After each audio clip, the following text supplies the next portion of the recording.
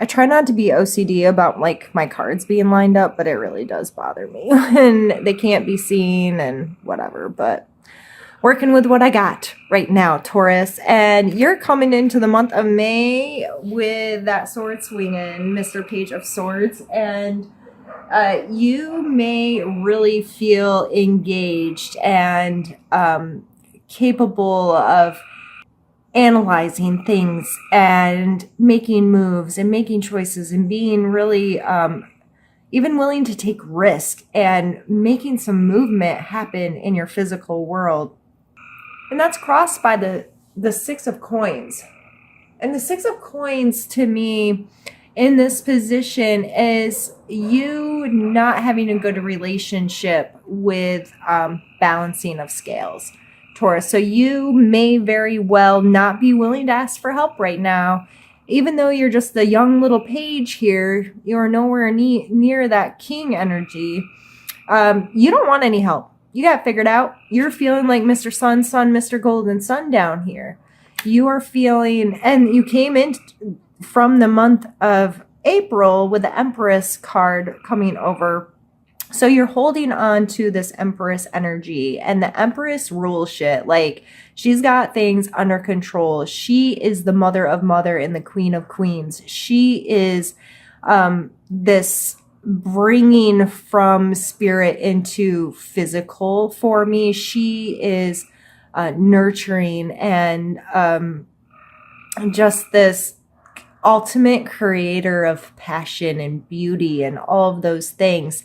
So you came in like the bull that you are with this very strong energy, and you are ready to make some moves. Like analytically, you feel like you're getting your ducks in a row and your thoughts are moving with force, and you're able to speak fluidly, and all. You just feel like this is a really awesome space for you to be in. And I hate and enjoy it. And that's really great. However, who could you get help from? Or who could you help? Are you being selfish in this energy? Because these are very all-encompassing, like, I'm only worried about me right now. So you're possibly neglecting some social responsibility to be helpful to people around you, or to allow the people that you work with or create with or whatever to have the input they should have, because you're so focused on self. I'm not trying to be a jerk and give you a hard time for being in that energy, because that's not what I'm doing at all. I think it just should be known that when we're in that kind of energy, we sometimes neglect the people around us, or we sometimes, and it's not purposefully, there's no intent there. It just happens because we're internally focused on feeling in a really good place and having this momentum, and I feel good about who I am and where I am, and you may just not be paying attention to the people around you like maybe you should, quote unquote should.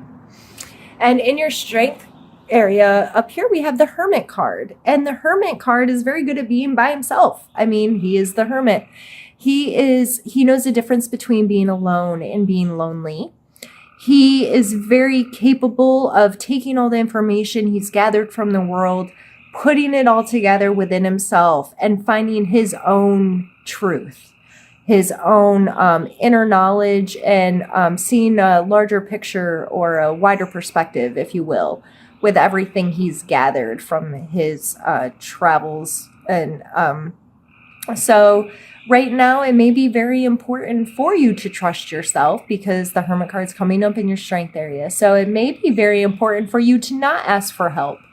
But I think you should be mindful that it's there and use it appropriately. And if you take, someone gives you advice or gives you help, then take it back to yourself and really ruminate in it and think on it and feel it.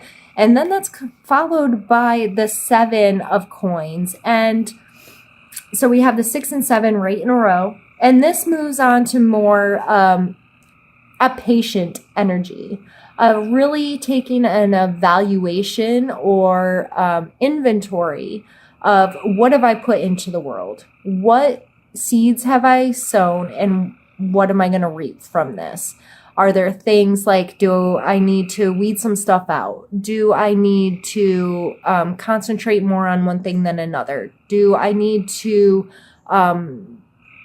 just reevaluate how things are going? And on this card particularly, he doesn't necessarily look happy. He might be patient or he might be impatient. He may just be really in his head and really contemplative over, this is going to be my harvest and what am I going to do with it and how can I make it better and what can I do better next time kind of energy. So with whatever this stuff is you're putting out there into the world, take moments of pause and rest to make sure that you're putting your energy into something that is going to grow for you and something that you're going to be able to manage. Something if you start a huge project and get in over your head and don't ask for help, and then you're over here like, oh crap, how am I going to manage all of this? This is a lot just for me. But if you burnt this bridge early on by not accepting help or not being mindful of this person, you might end up there all by yourself. So I think that's why this card's coming up here, to remind you of those around you, because if you are in this energy and you are out there really, I see this person like an entrepreneur type feeling. That's really what I'm getting from this reading. And so if this entrepreneur is out there and he's creating this big new project, something really exciting, he's feeling really good about it. He's got himself on his side. Like, he knows he can do this. He has this strength, this knowing, this whatever. But if he ends up here and his project's too big and he burnt a bridge back here, that's going to suck. That's not going to be beneficial. So I'm not telling you have to take help from everyone who offers or give help to anyone who is looking for a handout. But just keep that in mind, that those energies are there and you never know who's going to be there for you when you're waiting for this harvest.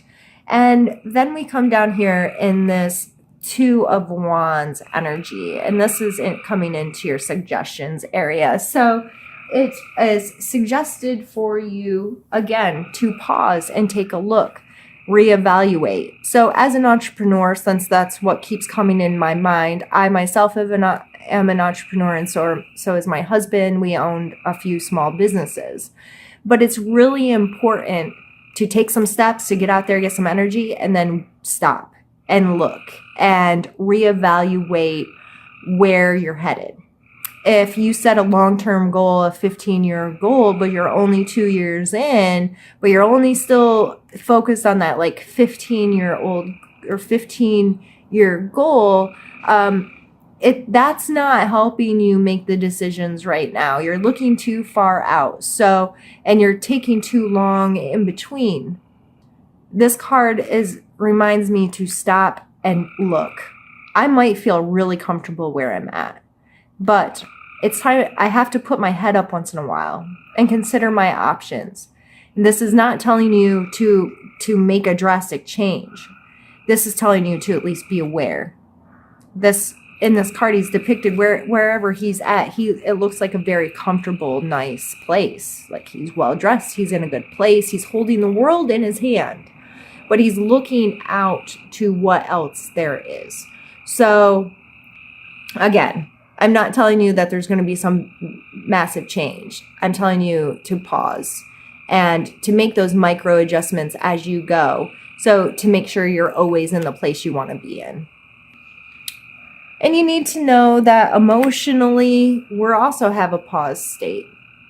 So the Four of Cups is sometimes taking a break from emotional stuff and concentrating really diligently on what you have. There's pros and cons to this, just like everything else. So this person may not be feeling good with what they have, and they're so concentrated on evaluating it, they're not paying attention to what's showing up to them. They're not paying attention to this gift of love that's being offered to them. This card makes me think a lot about packaging. This person may not be accepting of this because it's not showing up how they think it should. This card also makes me think a lot about expectations, setting expectations and it not meeting expectations, that kind of thing. So regardless of where you are in that feeling, you need to know that this pause is probably going to happen, and you need to be careful about how long you stay there and be careful to not miss things. It's okay to stay in these reevaluation kind of energies. You got it going. Things started really fast here by mid-month, I believe, especially with that astrological stuff happening. You are going to be reevaluating your space, reevaluating your emotions, reevaluating your progress, and that's good. That's how we grow and stay on top of things, is by staying actively involved in it and taking these moments to go, okay, I did all of this. Now let's see where it's going. And let me soak it in for a minute so I know what steps to take next. And then we're followed by the King of Wands, which is, I mean, he is the creator of beauty and space, and he's very comfortable and passionate, and there's an excitement and a almost a lustfulness about the King of Wands to me. Oops, I'm sorry. That's really beautiful. And you hope to be here. You hope to sit in a space where you get to be creative and passionate and excited about what your life holds for you. But it takes some effort, and you're going to have to stand up for yourself. You're going to have to stand up for the things you want. You're going to have to evaluate if the juice is worth the squeeze over and over and over again. It's just this card, yeah, it looks like he's defending his space, but he has the higher ground. He has a good perspective, and he's able to know which battles are worth it and which aren't.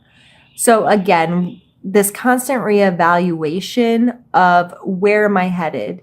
And I wish I was more capable of communicating the astrology part of this. I'm working on it. But really, Taurus, you need to check yours out. Just do it, okay?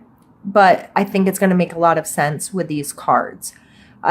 So by the end of the month, you may feel like, okay, I've been fighting this stuff, and I'm trying to make this stuff happen, and I'm out there, and I'm getting it, and I'm putting in the energy, and I'm reevaluating all my stuff, and you might feel a little beat up by the end of the month.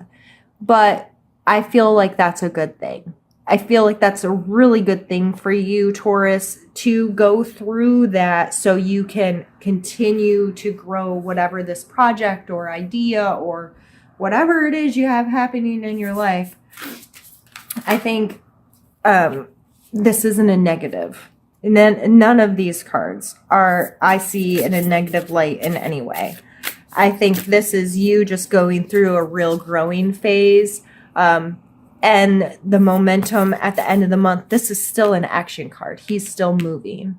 It may not be in the most appealing way, but he's still moving.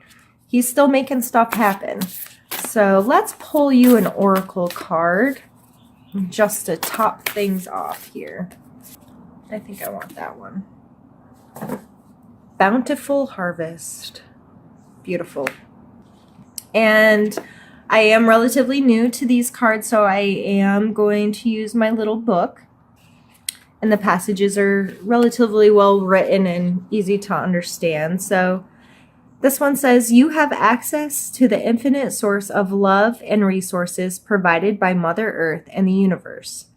There are no demands, requirements, or conditions that affect your ability to access this supply.